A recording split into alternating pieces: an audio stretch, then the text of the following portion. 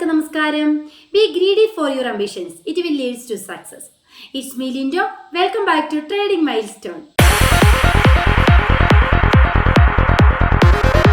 എന്താണ് smart money concept എന്ന് കഴിഞ്ഞ ക്ലാസ്സിൽ ഞാൻ പറഞ്ഞല്ലേ. ഈ ഒരു പ്ലേലിസ്റ്റിൽ സ്മാർട്ട് മണി കൺസെപ്റ്റ് എങ്ങനെ ഉപയോഗിക്കാം, അതിനകത്തെ വിവിധ സ്ട്രാറ്റജീസ്, മെത്തേഡ്സ്, അത് ഉപയോഗിച്ചിട്ടുള്ള ട്രേഡിംഗ് രീതി, ഇതൊക്കെയാണ് ഈ ഒരു പ്ലേലിസ്റ്റിൽ ഉൾപ്പെടുത്താനായിട്ട് ആഗ്രഹിക്കുന്നത്.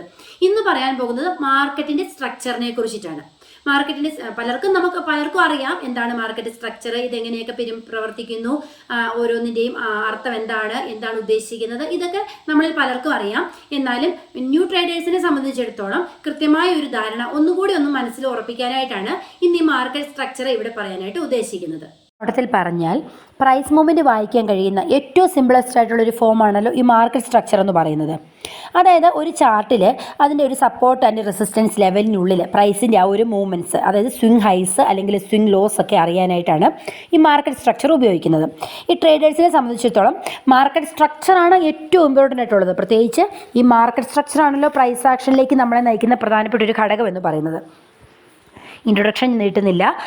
അതായത് മാർക്കറ്റ് സ്ട്രക്ചർ നമുക്കൊരു 3 ടൈപ്പായിട്ട് നമുക്ക് ഇവിടെ ഡിവൈഡ് ചെയ്യാനായിട്ട് സാധിക്കും. ഒന്നാമത്തേത് bull trend market structure, bear trend market structure, side way market structure. അപ്പോൾ എന്താണ് ബുള്ളിഷ് ട്രെൻഡ് മാർക്കറ്റ് സ്ട്രക്ചർ എന്ന് നോക്കിയാലോ. എന്താണ് ബുള്ളിഷ് ട്രെൻഡ് മാർക്കറ്റ് സ്ട്രക്ചർ? ചിത്രത്തിൽ കാണാം ഒരു ഹയർ ഹൈ, അത് കഴിഞ്ഞിട്ട് ഒരു higher low, higher high, higher low. ഈ ഒരു രീതിയിൽ മാർക്കറ്റ് അപ്വേർഡിലേക്ക് മൂവ് ചെയ്യുന്നതിനെയാണ് ബുള്ളിഷ് ട്രെൻഡ് എന്ന് ഉദ്ദേശിക്കുന്നത്. ഇവിടെ ഒരു ലോവർ ലോ വരുന്നത് വരെയായിരിക്കും ഈ ട്രെൻഡ് കണ്ടിന്യൂ ചെയ്തുകൊണ്ട് പോകുന്നത്. അതായത് ഈ ഹയർ ഹൈ റീച്ച് ചെയ്യാനായിട്ട് ബുദ്ധിമുട്ട് വരുന്നു. അതായത് ഒരു മൂവ്മെൻറ്റിന് ശേഷം നെക്സ്റ്റ് ഹയർ ഹൈ റീച്ച് ചെയ്യാനായിട്ട് നമുക്കൊരു ബുദ്ധിമുട്ട് വരികയും അല്ലെങ്കിൽ ഒരു ലോവർ ലോ വരികയും ചെയ്യുമ്പോൾ നമ്മൾ എന്ത് മനസ്സിലാക്കണം? അവിടെ വീക്കായിട്ടുള്ള ബയേഴ്സ് ആണുള്ളത്, സെല്ലേഴ്സ് ആക്റ്റീവായി തുടങ്ങി. അതുകൊണ്ട് തന്നെ ആ ട്രെൻഡ് മാറാനായിട്ട് പോവുകയാണ്. മാർക്കറ്റ് ടൈപ്പാണ് ബെയറിഷ് ടൈപ്പ് എന്ന് പറയുന്നത്. ബെയറിഷ് ട്രെൻഡ് എന്നതുകൊണ്ട് ഉദ്ദേശിക്കുന്നത്, ചിത്രത്തിൽ നോക്കൂ, ലോവർ ലോസ്, ലോവർ ഹൈസ്, ലോവർ ലോസ്, ലോവർ ഹൈസ്. ഈ ഒരു മെത്തേഡിലേക്ക് മാർക്കറ്റ് മൂവ് ചെയ്യുന്നതിനെയാണ് ബെയറിഷ് ട്രെൻഡ് എന്നതുകൊണ്ട് ഉദ്ദേശിക്കുന്നത്. ഒരു ഡൗൺവേർഡ് മൂവ്മെൻ്റ് ആണല്ലോ നമ്മളിവിടെ കാണുന്നത്. ഇത് എവിടം വരെ പോകും? ഒരു ഹയർ ഹൈ വരുന്നത് വരെയാണ് ഈ മാർക്കറ്റ് സ്ട്രക്ചർ കണ്ടിന്യൂ ചെയ്യുന്നത്.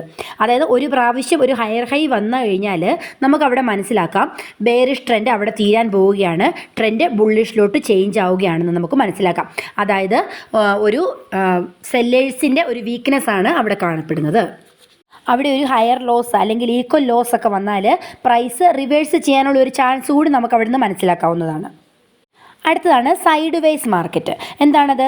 ഈക്വൽ ഹൈസും ഈക്വൽ ലോസും ആണ്. ചിത്രത്തിൽ നോക്കിയാൽ നമുക്ക് വ്യക്തമായിട്ട് മനസ്സിലാക്കും ഈക്വൽ ഹൈസും ഈക്വൽ ലോസും ആണ് ഈ സൈഡ് വേസിൽ മാർക്കറ്റിൽ കാണപ്പെടുന്നത്. അതായത് ഈ പ്രൈസ് ട്രെൻഡ്സ് എല്ലാം കൂടെ ഒരു റേഞ്ചിനകത്തുള്ള കൺസോൾട്ടേഷനാണ് ഇവിടെ നടക്കുന്നത്. ചിലപ്പോഴൊക്കെ മാർക്കറ്റ് ലോങ് ടൈമിലുള്ള കൺസോൾട്ടേഷൻ നടക്കുന്നുണ്ട്.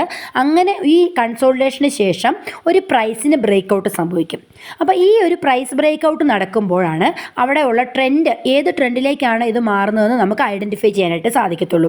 അതായത് ഈ ഒരു കൺസോൾട്ടേഷന് ശേഷം ടോപ്പിലാണ് ബ്രേക്ക് ഔട്ട് കിട്ടുന്നതെങ്കിൽ മാർക്കറ്റ് ബുള്ളിഷ് ട്രെൻഡിലേക്ക് പോകാനുള്ള സാധ്യതയാണുള്ളത്. അതുപോലെ തന്നെ ബോട്ടത്തിലാണ് ബ്രേക്ക് ഔട്ട് കിട്ടുന്നതെങ്കിലോ ഒരു ബെയറിഷ് ട്രെൻഡിലോട്ടായിരിക്കാം ഈ കൺസോൾട്ടേഷന് ശേഷമുള്ള മാർക്കറ്റിൻ്റെ മൂവ്മെൻറ്റ് എന്ന് പറയുന്നത്.